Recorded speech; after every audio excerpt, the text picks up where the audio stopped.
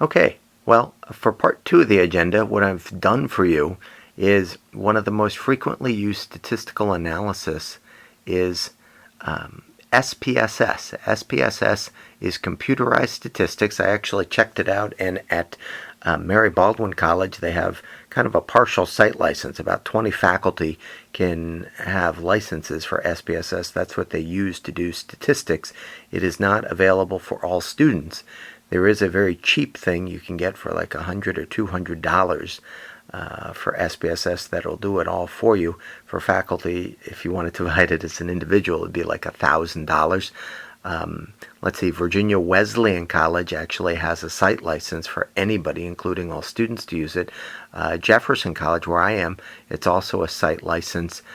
We actually have it on a cloud on internet space, and anybody can use it as well. But Mary Baldwin does not use it for students, so we're just going to do the data analysis. What I'm going to ask that you do with Roman numeral 2 is make notes on this printout. This is an SPSS printout.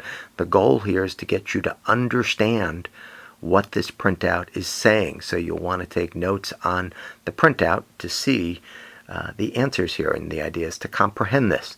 So the data analysis, the 3 people that got the drug, group 1, the scores are 1, 2, and 3. And the 3 people who didn't, their scores are 5, 6, and 7. So let's go through the output. You would actually put this into SPSS, and I may have a chance to show you how to do this.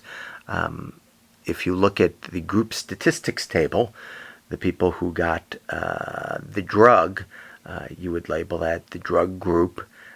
The idea is the people in the drug group, N, how many people were in the group that got the drug? 3. What is the mean of that group? Well, 1, 2, and 3. The mean is 2. Standard deviation. Can you figure out the number 1 there? Well, you would hopefully figure out first the sums of squares for any 3 consecutive numbers are 2. And then you would do, to get the standard deviation, the sums of squares are 2. And then you would put those over I can do it. The number in the group, 3 minus 1. So you would take the square root of, not 3 minus 1 is 2. And so if it's 2 over 2, the standard deviation, the square root of the variance would be 1. Because the variance is 1. And the square root of that is also 1. The standard error of the mean. Well, to get the standard error of the mean, you would have to figure out, if you have a standard deviation of 1, it would have to be 1 over the square root of 3, because the sample size is 3. So it would be 1 over the square root of 3, 0.577. This is a measure of dispersion. It's also a measure of how close is the sample mean to the population mean. So that's the top line. The bottom line, the condition there is just labeled 2. There are 3 people in there. The mean is 6. Standard deviation, well, the sums of squares are 2. The sample variance is 2. And to get the standard deviation, it's 2 over 2, because you have to do n minus 1, so it's 1. The square root, again, it's the same amount of dispersion. The standard error of the mean is 0.57, so you could just know that. So that is the top table. The bottom table. The bottom table requires a little more thought about it, but this is an SPSS printout. Let's go to the column that actually says mean difference. The mean difference, if you write out the t-score, do you remember what the t-score formula is? The numerator for the t-score is the treatment effect. What is the treatment effect of 5, 6, and 7, and 1, 2, and 3? Well, the treatment effect is 4. So that column called mean difference, if you write out the t-test, the numerator is 4. That is the treatment effect. You want that to be large. So that is 4. The denominator for the t-test is actually also given in that table. It's right next to the 4. The denominator, and you do not have to know where this comes from. It is close to the standard error of the mean in the top table. It's called the standard error of the mean difference, 0.81. That's with all those computations out of that very complex denominator, and that is 0.81. So the t-test The numerator is 4, the denominator is 0.81, and if you divide those out, if you have a calculator, can you figure out what the t-score obtained is?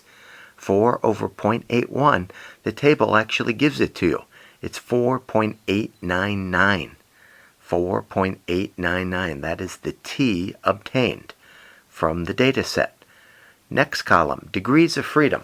Well, let me tell you how this is computed. You have how many people in the first group? 3.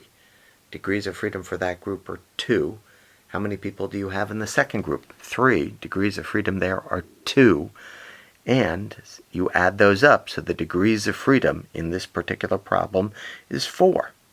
Finally, and most importantly, I might say, it actually tells you what the probability of getting this t-score is due to chance. It tells you what the probability is of getting this t-score due to chance.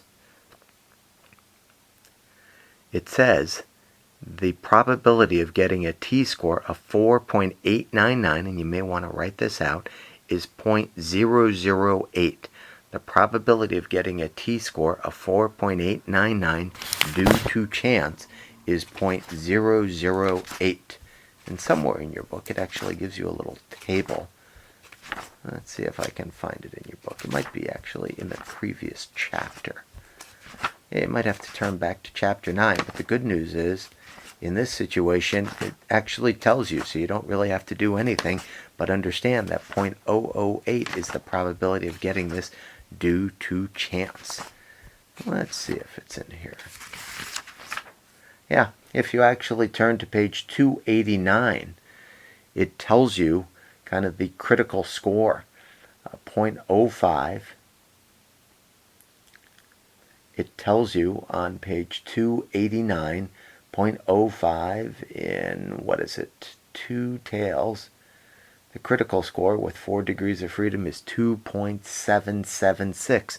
But you don't even need that anymore. It says the probability of getting this t-score, 4.899 due to chance, is 8 out of 1,000.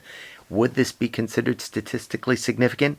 The answer is yes, it would be. Anything under 0.05 is statistically significant. So we get our t obtained score. We see it's statistically significant, so what do we say here? The drug significantly reduced pain. This is a statistically significant effect, and I actually wrote out the t-score for you there. In B, 5b, t with 4 degrees of freedom equals 4.899, p equals 0.008. Statistically, this is significant. The real world, the drug reduces pain. So hopefully you can go through this. I've put a lot in there for you, and you can figure this out. What I'm going to ask that you do for homework is example number 2. Now take a close look at example number 2, and you can see that it's means of 1, 2, and 3, and 2, 3, and 4. Now hopefully that tells you something. I'd like you to figure out the ends, the mean, the standard deviation, and the standard error of the mean. It shouldn't take that much to do. You should be able to use a lot of stuff from example 1 in regards to dispersion. T-test for equality of means. You should be able to use a lot of stuff there as well and figure that one out. So good luck. Bye-bye.